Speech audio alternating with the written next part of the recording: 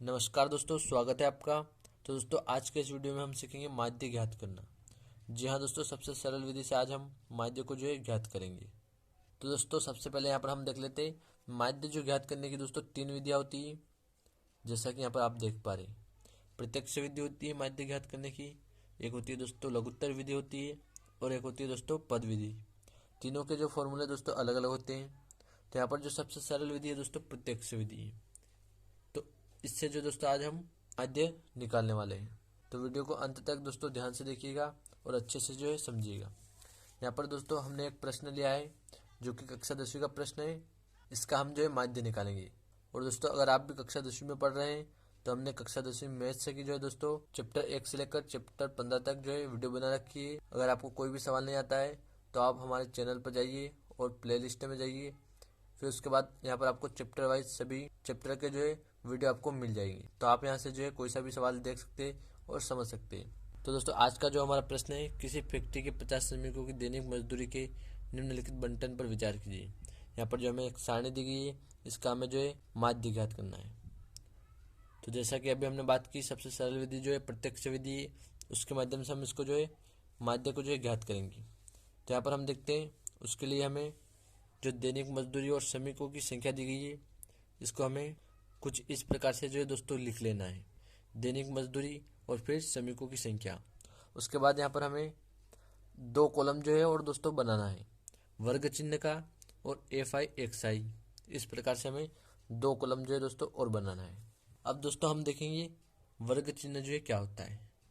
तो दोस्तों, वर्ग चिन्ह जो होता है, यहाँ पर जो हमें दैनिक मजदूरी दी गई है रुपए में, जैसा कि 500 और 520। तो हमें इनके बीच की जो संख्या है, यानी 500 और 520 के बीच में जो दोस्तों संख्या है वो होती है 510। तो ये वर्ग चिन्ह जो हो जाएगा हमारा 510। तो यहाँ हम लिखेंगे 510। उसके बाद यहाँ पर 520 और 540 के बीच 530 होता है, तो वर्ग चिन्ह हो जाएगा हमारा 530। इसी प्रकार 540 और 560 के बीच 550 होता है, तो यहाँ हम लिखेंगे 550। फिर यहाँ पर 560 और 580 के बीच 570, तो हम लिखेंगे 570। उसके बाद 580 और 600 के बीच होता है दोस्तों 590। तो इस प्रकार से जो दोस्तों हमें वर्ग चिन्ह को जो है निकालना है। चाहे आपको कोई सा भी सवाल दिया जाए, कोई सी भी संख्या दी जाए, उनका जो है वर्ग चिन्ह आपको ऐसे ही जो है निकालना है। उसके बाद दोस्तों बात होती है एफ आई एक्स आई। तो इसको किस प्रकार जो है ज्ञात करेंगे। उसके लिए दोस्तों यहाँ पर हमें दी गई है श्रमिकों की संख्या। तो यहाँ पर जो श्रमिकों की संख्या दी गई है दोस्तों हमें 12, 14, 8, 6, 10 इस प्रकार से जो हमें दी गई। इनका जो दोस्तों हमें गुणा करना है। दोस्तों, वर्ग चिन्ह में हमें इनका जो गुणा करना है, यानी यहाँ पर हमें श्रमिकों की संख्या दी गई 12, तो इसका 12 का गुणा हम करेंगे 510 में। फिर यहाँ पर 14 दिया गया, 14 का गुणा करेंगे हम 530 में।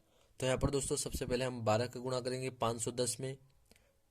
तो 12 का गुणा करें हम 0 में, तो हमें 0 ही जो है दोस्तों प्राप्त होगा, तो हम लिखेंगे 0। फिर 12 का 1 में करेंगे, तो 12 एकम 12, 2 हम लिखेंगे, 1 हासिल हो जाएगी। 12 पंजे होता है दोस्तों 60, 1 हासिल और 60 हो जाएगा दोस्तों 61। तो यहाँ पर जो हमें 6120 जो है एफ आई एक्स आई प्राप्त होगा। इसी प्रकार 14 का गुणा हम 530 में करेंगे, तो यहाँ पर 7420 हमें प्राप्त होगा।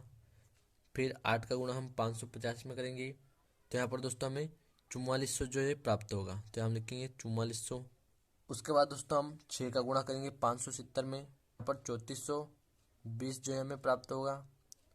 इसी प्रकार 590 का हम 10 में करेंगे, तो यहाँ पर हमें 5900 जो है प्राप्त होगा।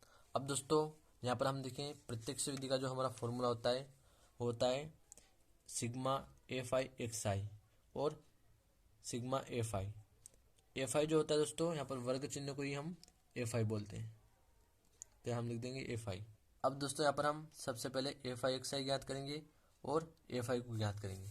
तो उसके लिए यहाँ पर हम दोस्तों यहाँ पर जो है श्रमिकों की जो संख्या रहेगी वह रहेगी हमारी एफ आई, और वर्ग चिन्ह को जो हम कहेंगे एक्स आई।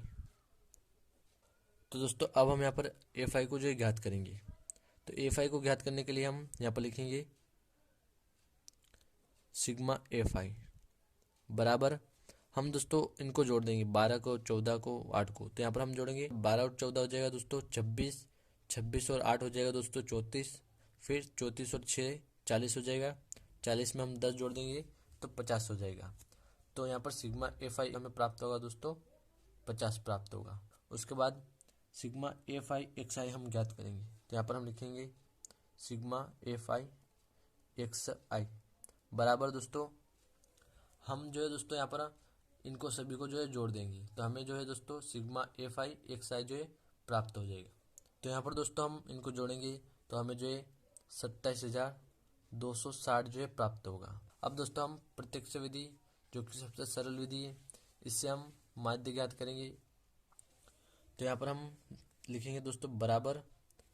अब दोस्तों यहाँ पर हम देखते हैं सिग्मा एफ आई एक्स आई जो कि अभी हमने यहाँ पर निकाला है 27,260। तो यहाँ हम लिख देंगे 27,260 और इसके बटे में दोस्तों सिग्मा एफ आई जो कि है दोस्तों 50। तो यहाँ हम लिख देंगे 50। अब दोस्तों यहाँ पर हम 50 से 27,260 को जो है काट देंगे। सबसे पहले हम 0 से 0 को काट देते हैं। फिर यहाँ पर हम 5 से 2726 में भाग देंगे। तो दोस्तों यहाँ पर जो हमें माध्य प्राप्त हुआ यानी एक्स आई, तो हम लिखते हैं माध्य। माध्य को हम दोस्तों एक्स आई से जो है प्रदर्शित करते हैं। यह जो है दोस्तों हमें प्राप्त हुआ 545.2। तो हम लिखेंगे 545.2। तो उम्मीद करता हूँ दोस्तों आपको अच्छे से जो है माध्य समझ में आ गया होगा कि किस प्रकार से माध्य जो है ज्ञात किया जाता है। अगर दोस्तों आपको किसी अन्य विधि से जो माध्य सीखना है तो कमेंट बॉक्स में कमेंट कीजिए, हम उस पर भी जो है दोस्तों वीडियो बना देंगे। दोस्तों वीडियो अच्छा लगा हो तो चैनल को सब्सक्राइब और वीडियो को लाइक कीजिएगा दोस्तों। धन्यवाद दोस्तों।